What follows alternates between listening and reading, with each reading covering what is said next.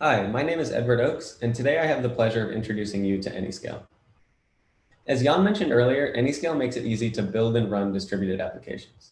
In this demo, we're going to build an end-to-end online learning system in a matter of minutes. Specifically, we're going to be building a movie recommendation system. So here's the UI for the application that we want to build. You can imagine this being the front end for a movie streaming service, the Anyscale Cinema. The idea is really simple. We just want to be able to recommend new movies to users based on movies that they've liked in the past. This sounds like a simple idea, but in practice, it can be really hard to do end to end. Let's dive into what it will take to build this today, and then I'll show you how much easier it is using Anyscale and Ray. So first, we need to build the API that will actually return recommendations to users. The first thing that we need is just a web server. For this, we could use something simple like Flask. Then we also need to forward these requests to a number of different models to actually get the recommendations we want to present to users. If we want to customize this to each user based on their preferences, we'll also need to build a custom service that stores per user state.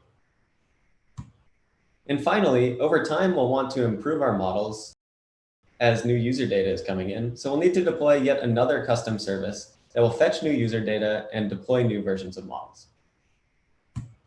So this is starting to sound really complicated, but unfortunately, serving is only one piece of the puzzle. In addition, we'll likely need to do some kind of basic parallel Python processing in order to actually build our models. So for this, we might do some NLP with Spacy or image processing with Pillow. And to scale these up, we would use JobLib or maybe even Spark or Dask. Then we need to actually train our models. So for this, we could use PyTorch or TensorFlow or maybe scikit-learn. And to scale this up and do a hyperparameter search, we'd also need to integrate with HyperOpt or Optuna. In addition, each of these tools and libraries comes with a different way to build and deploy your application. In many cases, we also need to run them, or we would want to have the flexibility to run them across different platforms or cloud providers. So doing all of this end-to-end is obviously incredibly complicated for a team, let alone one individual. Today, I'm going to show you how Ray and Anyscale's universal computing platform enable us to focus only on our application logic and build this end-to-end AI application in just a few short minutes. We're going to leverage Ray and its native libraries to do a lot of the heavy lifting. So first, we'll do parallel Python processing, and we'll scale this up using the core Ray API. Then we'll perform a hyperparameter search to do ML training using a native Ray library called RayTune. Finally, we'll deploy the models we developed to production using RayServe. And on top of this, we'll also be able to easily deploy the custom services that we need just by writing simple Python classes and deploying them as Ray actors. And finally, because Anyscale is multi-cloud native and provides a seamless local development experience, we'll be able to write and test our code locally, scale up our pre-processing and ML training workloads on GCP, and then deploy to AWS and do it all from my laptop. Note that Anyscale and Ray are really just providing the infrastructure here, and we'll still be using all of our favorite libraries to build each individual piece. And in addition, while we're focused on AI in this demo, this is really just one example of a general distributed application that Anyscale and Ray enable you to build. So let's get started with building this. Before we actually dive into the details, let's see what we currently have. Here we have the Anyscale Cinema UI, and you can see we're just recommending random recommendations based on popular movies. And if I click on these, we save them as liked by the user, but we're not actually providing any recommendations. That'll be the goal for the demo. So note that the API for this is running on RayServe inside of an Anyscale session. Here I have the Anyscale UI open. You can see that we're in a project called Movie Recommendations. And a project is just how you can organize and share your work. Inside this project, we currently have one active session. It's running on AWS, and it's called Serve Session. So this is serving our production API. If we take a look in here, we can see that a session is really nothing more than a Ray cluster with a bunch of nice features out of the box. So we can easily view logs, we can see the commands we've run on the session, and we also get Jupyter for interactive development, easy access to the Ray dashboard, TensorBoard for ML training, and an integration with Grafana for production monitoring. So now that we've oriented ourselves, let's get started with developing our first model. So we'll begin by using Ray to scale up a parallel Python workload and use the output to build one of our models. Instead of building a fancy machine learning model to begin with, we're going to start off by recommending movies just based on the similarity of their cover images. I'm really not sure how effective this is going to be, but it should be easy to build. And for some reason, my manager really wants to do it. So let's get to work. We'll implement this by taking a movie that the user liked and then performing a k-nearest neighbors search to find movie covers with a similar color palette and then recommending those movies to the user. We'll use a Facebook research library called FAISS to perform this k-nearest neighbor search. In order to actually do this, though, we're going to need to do some pre-processing first. So we need to extract color palettes to make the search feasible. Here you can see an example. On the left, we have the movie cover for Star Wars Return of the Jedi. And then on the right, we have the extracted color palette, which will make it easy to efficiently search over. So first, let me give you a sneak peek of what we're about to do. First, we're going to extract these color palettes using a simple script on one process on my laptop.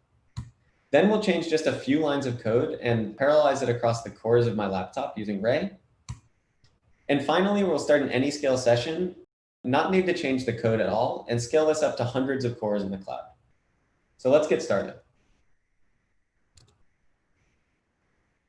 A data scientist on our team was nice enough to give us this palettes.py script, which will extract the color palettes for all of our images. If we give this a run, we can see that it seems to be working, but unfortunately, it's also very slow. You can see our progress bar is not really moving at all, and we're only able to do about 1 image per second. So thankfully, Ray makes it really easy to parallelize existing code like this. So let's see what we can do. Up above, I have the source code for palettes.py. Let's take a look to understand what's happening first. So here, we're just getting the IDs of all of the images in our data set. Then most of the core logic is happening in this get palette function. You can see we're using an off-the-shelf Python library called color thief. We're just passing in our image and then calling get palette to get the palette that we need. Then we just call this function across all of the images in our data set. And once we've finished, we write the output palettes to a file. Seems simple enough. So let's parallelize it using Ray. We only need to change a few lines of code here. First, we import Ray and connect to the Ray runtime. Then we use ray.remote to convert this function to a remote task definition. And then finally, when we invoke the function, we're going to call .remote as well to spin this off in parallel. And because these are running in parallel now, we need to actually get all of the results at the output using ray.get. We're also going to use this progress bar utility just to get that nice progress bar we had before. And those should be all of the changes that we need to parallelize it across the cores of my laptop. Let's try running it again. So just like that, you can see that we're now running significantly faster. We can get something like 8 images per second because I have 8 cores on my laptop. But it's still going to take quite a while to get through all of these images. So let's try using Anyscale to scale this up to the cloud. If you recall from before, we currently only have a single session running, our production serving session, and that was running in AWS. But Anyscale is multi-cloud native, so it's really easy to run even multiple sessions in the same project on multiple clouds. Here you can see that we currently have GCP and AWS configured. And given that I have some GCP credits, why don't we run this parallel processing workload in GCP? To do that, all we need to do is run Anyscale up, give it the name of the cloud we want to run on, and then give it a name. Let's call it dev session so we can do some development. This should take just a few seconds to initialize. And in the meantime, we can also configure Anyscale autosync. So autosync lets us keep the code on our laptop up to date in the session so that when we want to run our code, we don't need to worry about manually pushing it. So all we need to do is run Anyscale autosync and give it the name of our session. And this will copy over the files from our laptop to the session, make sure that the files stay up to date, and we'll also copy down any outputs from our script back down to my laptop. Now that the session looks like it's finished starting up, let's go take a look at it. So here we can see we now have the serve session running on AWS. And in addition, we have this new dev session we just started running on GCP. If we take a closer look at the dev session, we can open up the Ray dashboard to see what's currently going on in this cluster. Here, the Ray dashboard is showing us the information about all of the hosts in the cluster. We can see that we currently only have one machine, and that machine has 4 cores, and there isn't too much happening on it right now. If we had GPUs, we could also see information about GPUs and their utilization here. So let's try running our script on this new session that we just created. To do that, all we need to do is use Anyscale exec, give it the name of our dev session, and then run python palettes.py. Because the code is auto-synced up, that's all it takes. And in a second, we should see this start to run. So at first, this shouldn't be much faster than it was running locally, because we actually only have that single host. So you can see we can still only do like 8 iterations per second. But the great thing about Anyscale is that it's going to automatically recognize we don't have enough resources to run all of these tasks and spin up new worker nodes for us. So here you can see we now have 6 hosts and we're still scaling up. And each one of these hosts, once it joined, automatically started working on these tasks, and the CPU is being fully utilized. So with all of this parallelism, it shouldn't take too long to get through all of our images. We're now upwards of 10 hosts and a total of 180 cores in the cluster. And if we take a look at our progress bar, we can see it's going much faster. So we're able to do hundreds of images per second because now we have hundreds of cores in our cluster. So just like that, we got through all of the images in our data set. Autosync should have also synced down the result to my laptop. So here we can see this is just all of the raw color palettes that we just pre-processed. So all that's left to do is to upload these to the database, and we should be done with our pre-processing. OK, and just like that, we finished. So to recap, we started with a simple script that was provided by a data scientist and ran it on our laptop on 1 core. That was too slow, so we used Ray with just a few lines of code change to parallelize it across the cores of my laptop. Then we didn't change any of the code and just started a new Anyscale session from the CLI, and we're able to scale this up to hundreds of cores in the cloud.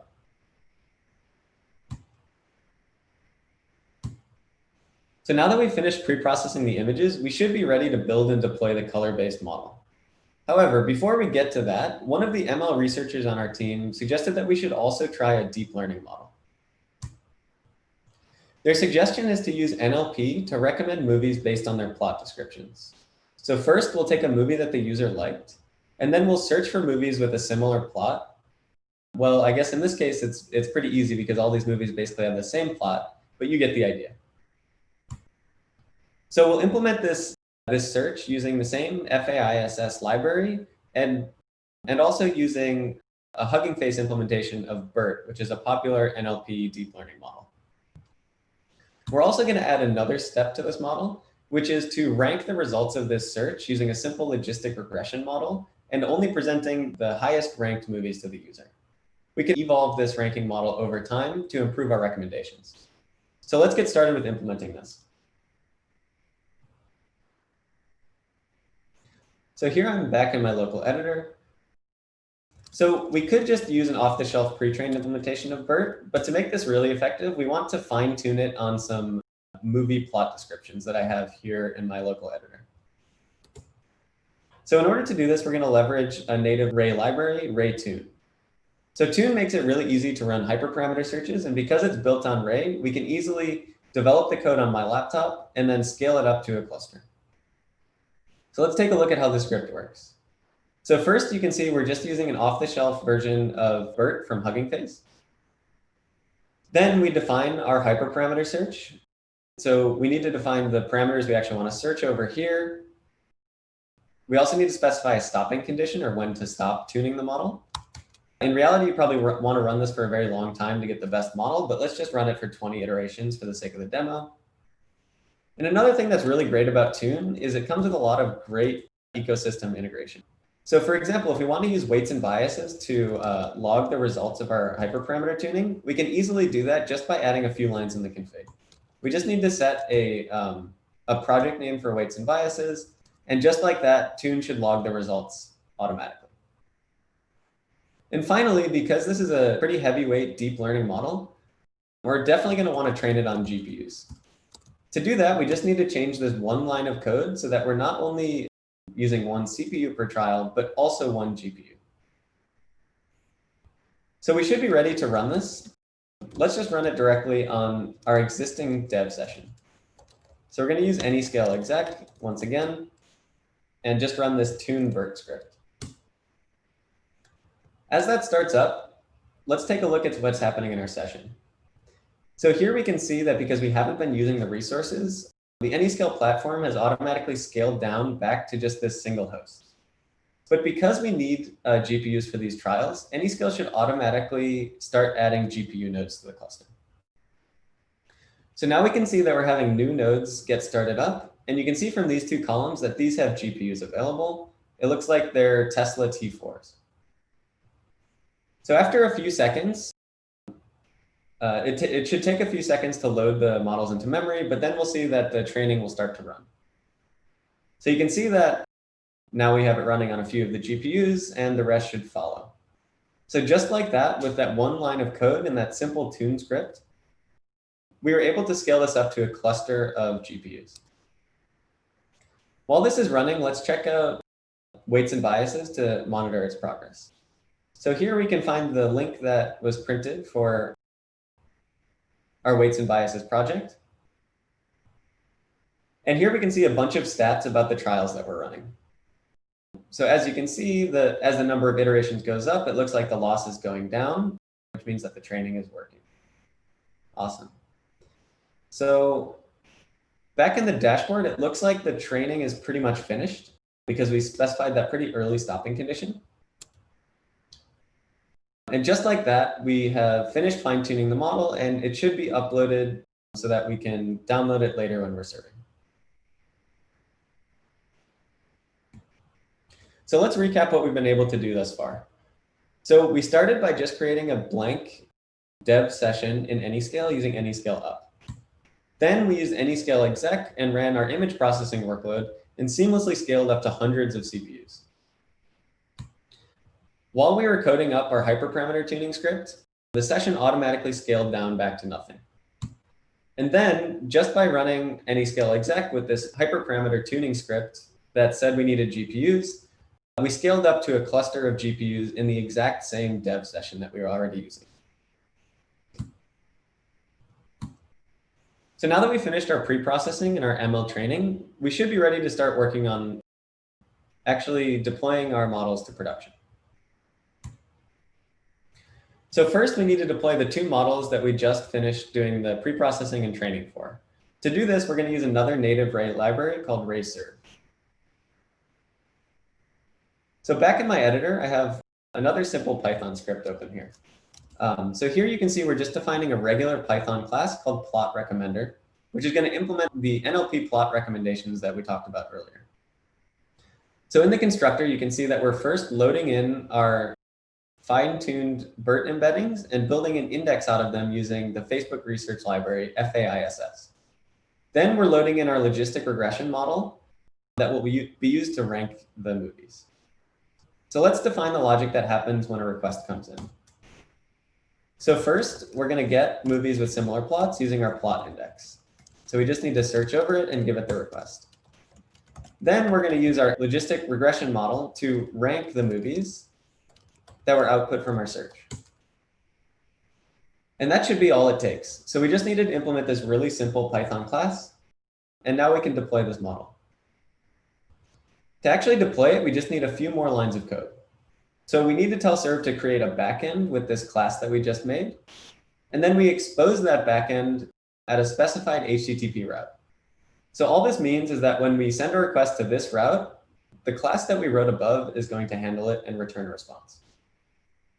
So one of the great things about Ray is that we can easily test our application locally and then run the exact same code when we're actually running in a cluster. So let's try testing this out locally. So first, we just need to set up RayServe on our local laptop. Should take just a second. And then we can just run the script that we just defined, deploy plot. So this will connect to the local array cluster that we just started, and it looks like it finished deploying. We can test this out with a really simple curl command. So here I'm just sending a request to that endpoint that we specified above, and I'm giving it an ID of a movie that I know exists in the dataset. As you can see, it looks like it's working.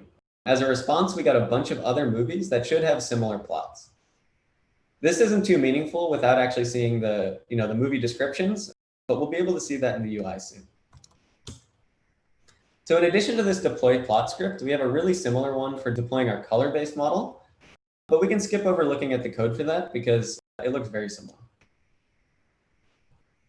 So now that we have these two models ready to go, we also want to be able to dynamically select them based on user preferences. So thankfully, RayServe allows us to flexibly compose models using whatever business logic that we want. So the goal is to build a third ensemble model that's going to store preferences in another Ray actor, the per user state on the diagram. And then the model will use those preferences to dynamically select between recommendations from our two models, the movie cover model and the plot-based model. So this sounds pretty complicated, but once again, it's pretty easy to express in Python code. Here I have another RayServe script. So once again, we're defining an ordinary Python class. This one's called the composed model. So the first thing we need to do is use a little bit more advanced of a RayServe feature and get a handle to the two underlying models. What this means is that we can forward requests to those two underlying models, which are each scalable services running in different processes on the cluster. So the first thing that we're going to do when a request comes in is we're going to forward the request to those two models and get their recommendations. Then we'll get the current model weights for this user from that user state actor. We'll then use those weights to select which results we want to send to the user. And then finally, we're going to update the model weights based on this click and record these recommendations so that we can use them later. So that should be all that it takes. Now that we've defined our two individual models and this composed model that dynamically selects between them, we're ready to deploy. In reality, you would probably want to hand this off to an ops team or do a canary deployment or something like that. But for the sake of the demo, let's go straight to production. To do that, we can just use our Anyscale exec command once more, but this time we're going to point it at the serve session, which is running our production serve cluster in AWS. So all we need to do is run the three scripts that we just defined. So we're going to deploy the color model, and then the plot model, and then finally the ensemble model. So if we run that, it should take just a few seconds for those to deploy, and we'll be ready to go. So it looks like it's just about finished. So let's head back to our UI. So now if I click on a movie, we can see that we're starting to get recommendations from our two models.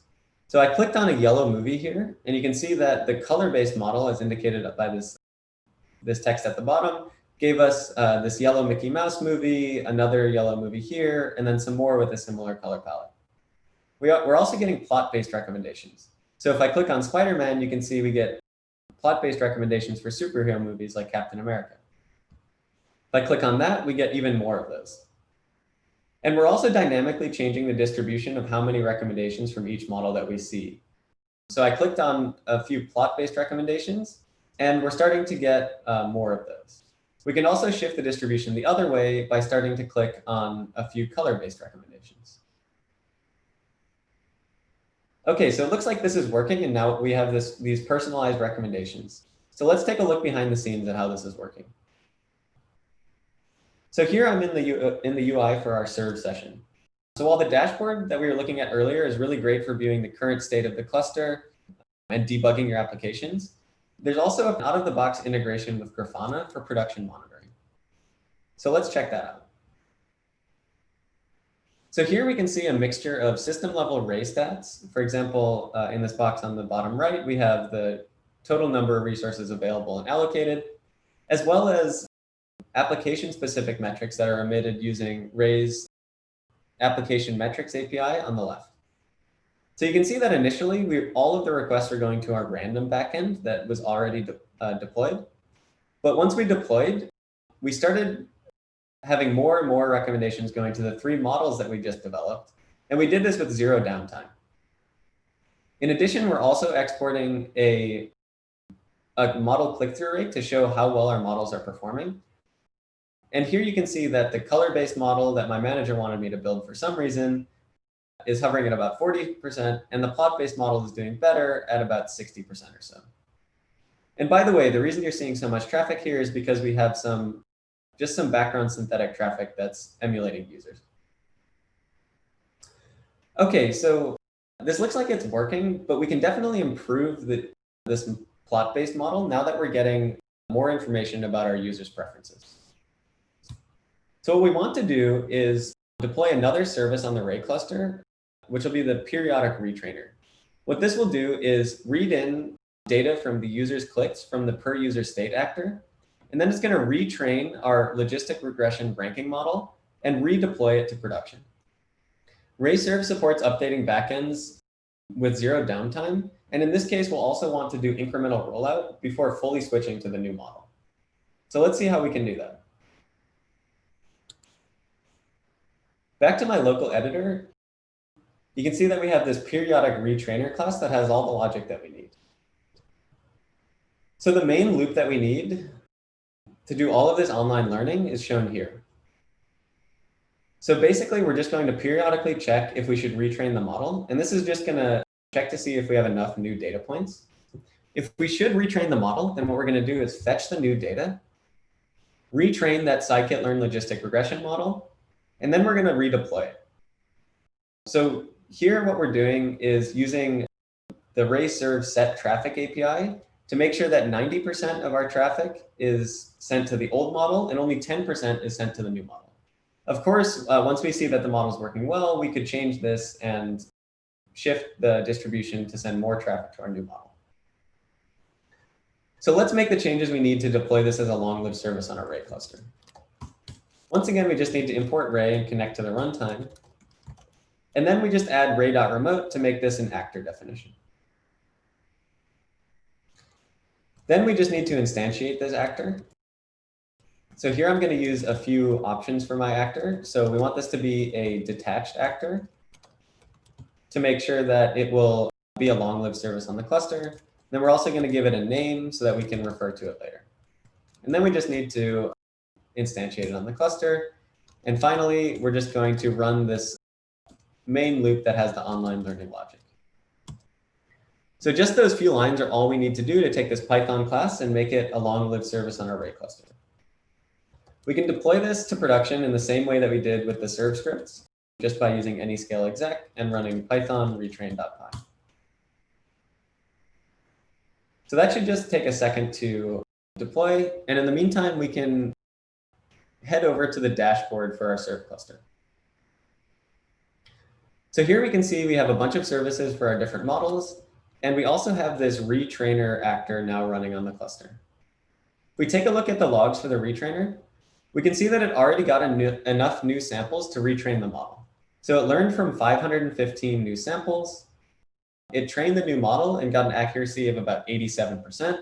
And then we deployed this new backend as an A/B test onto our cluster. If we take a look back at Grafana, we can see that while before we had requests going to our random backend in red and then our other 3 models in orange, now we have this teal line at the bottom that represents the traffic going to our new plot model. You can see that that's starting to ramp up, and the traffic to the old plot model in orange is starting to go down a little bit. So we've successfully retrained and redeployed this model, and it's now serving a portion of our production traffic. So let's take a look back at what we built together. So looking at our original diagram, we've been able to successfully build all of these pieces of an end-to-end recommendation system in just a few minutes. I hope this demo has given you a sense of the power of Ray and Anyscale. So to recap, we wrote our application from the comfort of our laptop using existing Python libraries like Hugging Face transformers, scikit-learn, and FAISS. Then we were able to run an image processing workload on hundreds of CPUs and fine-tune our deep learning BERT model on a cluster of GPUs. And we did this on the same session without ever worrying about machines. And finally, we were able to seamlessly switch between building and testing our code locally, and then scaling it up on GCP, and then deploying our resulting models on AWS. And we really didn't even have to think about which cloud we were running on. It was just one changed flag in the CLI. So all of this was possible because Anyscale and Ray allowed us to focus on our core business logic in Python, not configuring our clusters or worrying about the infrastructure. So while here we were focused on building an AI application, this is really just one example of a general distributed application that we could build using Ray and Anyscale. I hope this has given you a glimpse into our vision for Anyscale, to be a true universal platform for distributed applications. So we're so excited to see what you're going to build with it, and we invite you to sign up for the private beta on our website at anyscale.com. Thanks so much for listening.